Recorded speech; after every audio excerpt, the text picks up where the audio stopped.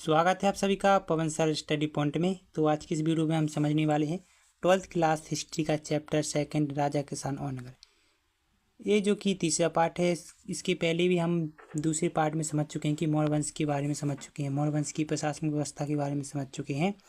तो ये जो कि हमारा तीसरा पार्ट है, इसमें हम समझने वाले हैं दक्षिण के राजा और सरदार। अब दक्षिण के राजा और सरदार जो कि दक्षिण भारत में कुछ ऐसे क्षेत्र थे जहाँ पर कई सारे वंश जैसे चोल वंश, चेर वंश आदि वंशों का शासन रहा है।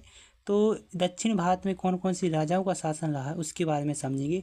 और इसके पहले हमने उत्तर भारत के बारे में पढ़ा था कि उत्तर भारत में मौर्य वंश का काफ़ी प्रसिद्ध साम्राज्य बसा हुआ था।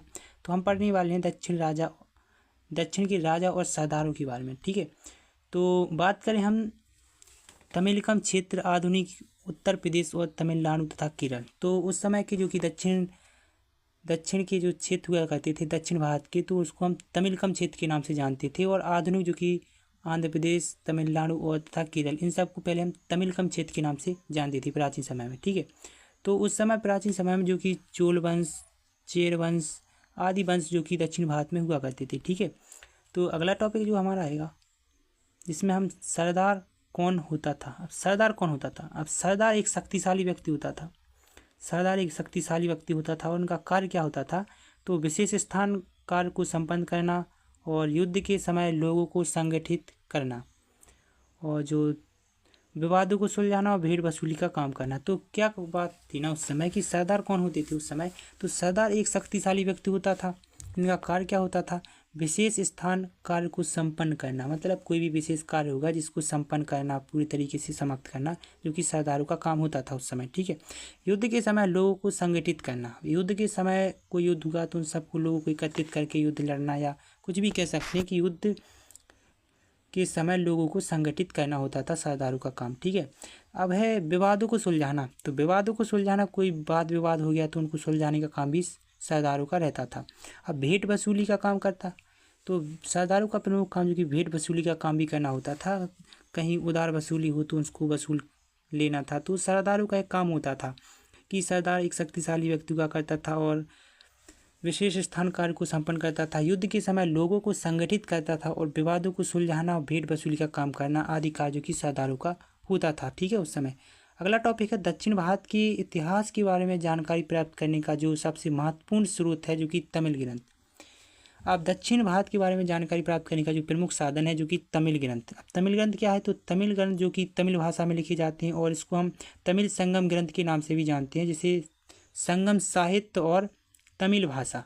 तो दक्षिण भारत के बारे में जानकारी प्राप्त करने का जो हमारे पास मेन साधन है वह तमिल ग्रंथ है, और जो कि तमिल संगम ग्रंथ के नाम से भी जाना जाता है इसे, और संगम साहित्य और तमिल भाषा में लिखा गया है। ठीक है, अगला टॉपिक है हमारा जो कि जिसमें हम देख सकते हैं कि जिसमें ये चोल वंश जो कि दक्षिण भारत के जो कुछ वंश हैं जिसको हम तमिलकम क्षेत्र के नाम से भी जानते हैं, तो जैसे शक वंश, सातवाहन वंश और चोल वंश आदि, जिन्होंने दूसरी शताब्दी ईसा पूर्व से दूसरी शताब्दी ईस्वी तक जो कि दक्षिण भारत में शासन किया है। तो ये सारे कुछ ऐसे तमिलकम जो कि क्षेत्र हैं जो कि उस समय भारत में जो कि इन्होंने शासन किया था। ठीक है, अब बात करें हम कुषाण वंश की। तो कुषाण वंश कौन थी? तो इन कुषाण वंश के अंतर्गत हम देख सकते हैं जैसे मध्य एशिया से लेकर पश्चिम उत्तर भारत तक शासन किया। अब कुषाण वंश के जो शासक थे जिन्होंने मध्य एशिया से लेकर पश्चिम उत्तर भारत तक शासन किया और लगभग प्रथम शताब्दी ईसा पूर्व से प्रथम शताब्दी ईस्वी तक शासन किया। कुषाण वंश के इतिहास की रचना अभिलेख और साहित्य परंपराओं के माध्यम से की गई है। अब क्या था ना कि कुषाण वंश के जो शासक हुआ करते थे जिन्होंने मध्य एशिया से लेकर पश्चिम उत्तर भारत तक शासन किया और लगभग प्रथम शताब्दी ईसा पूर्व से प्रथम शताब्दी ईस्वी तक शासन किया। और कुषाण वंश के इतिहास की रचना हमें अभिलेखों, साहित्य परंपराओं के माध्यम से मिलती है। तो कुषाण वंश के बारे में जानकारी प्राप्त होती है जो कि अभिलेख, साहित्य, रीति रिवाज, परंपराओं से हमें उस वंश के बारे में काफ़ी कुछ जानकारी प्राप्त होती है जो कि दक्षिण भारत में स्थित है। ठीक है, कुषाण वंश जो कि दक्षिण भारत में है।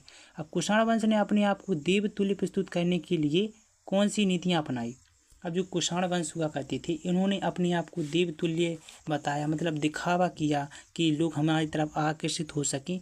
तो उसके लिए उन्होंने कौन कौन सी नीतियाँ अपनाई थी जिसे हम देवतुल्य कहते हैं। ठीक है, तो पहली जो कि इनकी नीति थी विशालकाय मूर्तियों का निर्माण करना। तो विशालकाय मूर्तियों का निर्माण करना, जिससे कि लोग मूर्तियों को देखें, उनके प्रति आकर्षित हों, उन राजाओं को अच्छे से देखें, आकर्षित हो, काफ़ी कुछ। तो कुषाण वंश के शासकों ने देवतुल्य प्रस्तुत करने के लिए कई प्रकार की नीतियाँ अपनाई। पहला, विशालकाय मूर्तियों का निर्माण करवाया, जिससे कि लोग उनकी तरफ आकर्षित हों देखने के लिए। और जो कि दक्षिण भारत के सबसे जो कि अच्छे राजा हुआ करते थे, जो कनिष्ठ हुआ करते थे, कनिष्ठ शासक हुआ करते थे। ठीक है। अब उत्तर प्रदेश में मथुरा के पास माइट के एक देव स्थान पर कुषाण शासकों की विशालकाय मूर्तियां लगाई थीं। अफगानिस्तान के एक देव स्थान पर भी इस प्रकार की मूर्तियां मिली हैं। अब उत्तर प्रदेश मथुरा के पास जो कि माट है, वह देव स्थान पर कुषाण शासकों ने अपनी विशालकाय मूर्तियां लगाई थीं। और अफगानिस्तान के एक देव स्थान पर भी कई सारी सी मूर्तियां मिली हैं, जिससे कि प्रतीत होता है कि दक्षिण भारत में काफ़ी जो कि राजा रहे हैं, जिन्होंने अपने आप को काफ़ी देवतुल्य बताया है और जो कि दक्षिण भारत के रहने वाले हैं। ठीक है।